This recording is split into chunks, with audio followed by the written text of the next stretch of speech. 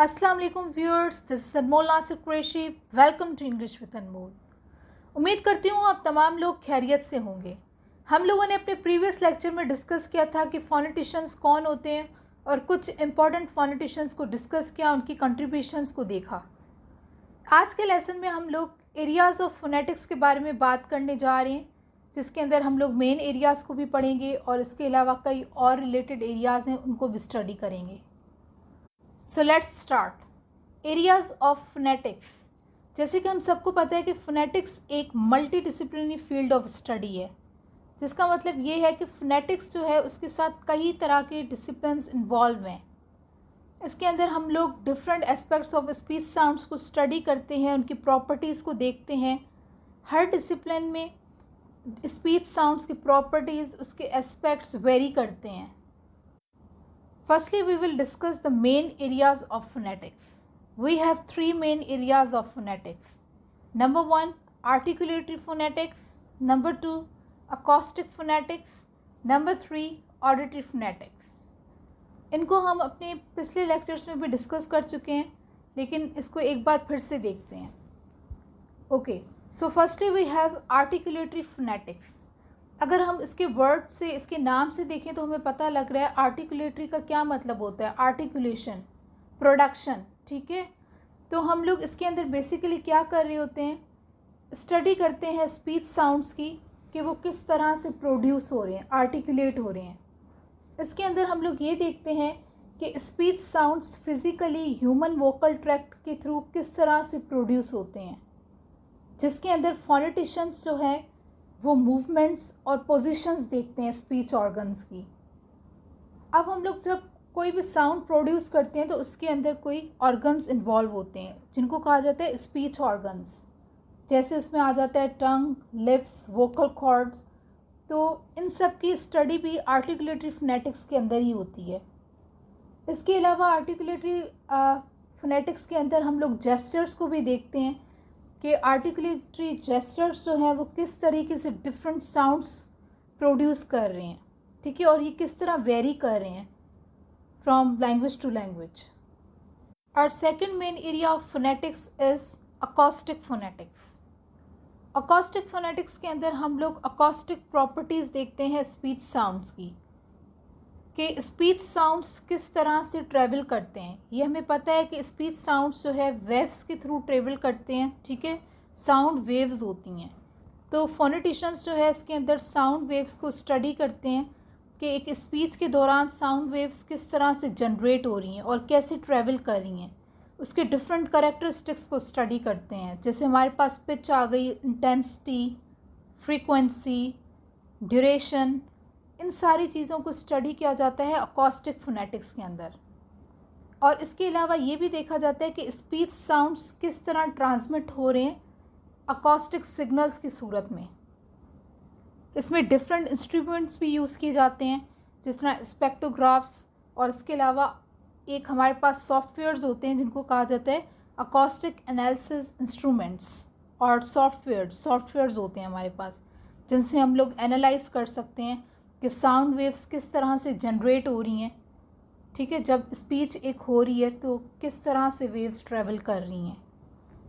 Then we have auditory phonetics. Auditory phonetics के अंदर basically देखा जाता है कि ह्यूमंस किस तरीके से स्पीच साउंड्स को परसीव कर रहे हैं, रिसीव कर रहे हैं। इसके अंदर ओवरऑल ऑडिटरी मैकेनिज़्म स्टडी किया जाता है कि किस तरह एक ह्यूमन एयर जो है वो साउंड्स को रिसीव करता है, फिर वो साउंड्स ब्रेन तक पहुंचते हैं, और ये सारा जो प्रोसेस है, ऑडिटरी मैकेनिज़्म है, ये ऑडिटरी फोनेटिक्स में स्टडी किया जाता है। यहाँ पर हमारे पास एक इलस्ट्रेशन है जिसके अंदर फोनेटिक्स के तीनों एरियाज़ मेंशन हुए हुए हैं। Firstly we have articulatory phonetics, जिसके अंदर स्पीच साउंड्स की प्रोडक्शन हो रही है, आर्टिकुलेशन हो रही है। Then we have acoustic phonetics. आप देख सकते हैं कि साउंड्स जो है वो वेव्स की सूरत में ट्रैवल कर रहे हैं, जिसके अंदर हम उनकी फ़िज़िकल प्रॉपर्टीज़ को स्टडी करते हैं। पिच, इंटेंसिटी, फ्रीक्वेंसी, ये सारी चीज़ें अकॉस्टिक फोनेटिक्स में आ रही हैं, ठीक है। इसके बाद हमारे पास जो है ऑडिटरी फोनेटिक्स है, ठीक है, जिसको परसेप्चुअल फोनेटिक्स भी कहा जाता है, क्योंकि हमने पढ़ा कि उसमें साउंड्स परसेप्शन की बात की जा रही है कि साउंड्स किस तरह से परसीव किए जाते हैं। ह्यूमन एयर तक किस तरह पहुंच रहे हैं और फिर ब्रेन में प्रोसेस हो रहे हैं। Now let's discuss other areas of phonetics. हम लोगों ने 3 मेन एरियाज तो डिस्कस कर लिए फोनेटिक्स के, लेकिन हमारे पास कुछ और एरियाज भी हैं। For suppose experimental phonetics, applied phonetics, comparative and historical phonetics, social phonetics, forensic phonetics, clinical phonetics. Let's discuss them one by one. Firstly, we have experimental phonetics. तो जो नाम है एक्सपेरिमेंटल फोनेटिक्स, इससे ही हमें पता लग रहा है कि कुछ प्रैक्टिकल बात की जा रही है, एक्सपेरिमेंट्स की बात की जा रही है। तो एक्सपेरिमेंटल फोनेटिक्स में बेसिकली क्या होता है, एक्सपेरिमेंट्स कंडक्ट किए जाते हैं, साइंटिफिक मेथड यूज़ होता है जिसके अंदर स्पीच साउंड्स को स्टडी किया जाता है और उनकी प्रॉपर्टीज़ को। ठीक है, जो रिसर्चर्स हैं वो डिफरेंट टेक्निक्स यूज़ करते हैं। जिस तरह इंस्ट्रूमेंटल एनालिसिस होता है, किसी इंस्ट्रूमेंट के थ्रू जो है स्पीच साउंड्स को स्टडी किया जाता है, परसेप्शन स्टडीज़ की जाती हैं। ठीक है, और स्पीच सिंथेसिस को देखा जाता है कि किस तरह से स्पीच प्रोड्यूस हो रही है। तो जितनी भी ओवरऑल फोनेटिक्स की स्टडी है जो कि एक्सपेरिमेंट्स के थ्रू हो रही है, उसको कहा जाता है experimental phonetics. Then we have applied phonetics. Applied phonetics के अंदर बेसिकली फोनेटिक नॉलेज यूज़ की जाती है प्रैक्टिकल एप्लीकेशंस के लिए, जैसे कि स्पीच थेरेपी है, लैंग्वेज टीचिंग है, स्पीच टेक्नोलॉजी डेवलपमेंट है। ठीक है, तो बेसिकली अप्लाइड फोनेटिक्स में हम लोग क्या कर रहे होते हैं, जो फोनेटिक नॉलेज है ना उसको प्रैक्टिकली अप्लाई कर रहे होते हैं। अब जो हमारे पास लैंग्वेज एजुकेटर्स मतलब लैंग्वेज टीचर्स हैं या फिर स्पीच थेरेपिस्ट्स हैं, तो ये क्या करते हैं, इन फोनेटिक्स को नॉलेज को यूज़ करते हुए डायग्नोस करते हैं स्पीच डिसऑर्डर्स को। ठीक है, और प्रोनाउंसिएशन पर काम करते हैं, उनकी इम्प्रूवमेंट पे काम किया जाता है कि जो लैंग्वेज लर्नर्स होते हैं वो क्या क्या प्रॉब्लम्स फेस कर रहे हैं, उनके क्या स्पीच डिसऑर्डर्स हैं या फिर उनके लिए प्रोनाउंसिएशन में क्या क्या चीज़ें आ जाती हैं। Then we have comparative and historical phonetics. Comparative या फिर हिस्टोरिकल फोनेटिक्स के अंदर बेसिकली हम देखते हैं कि स्पीच साउंड्स का किस तरह से एवोल्यूशन होता है।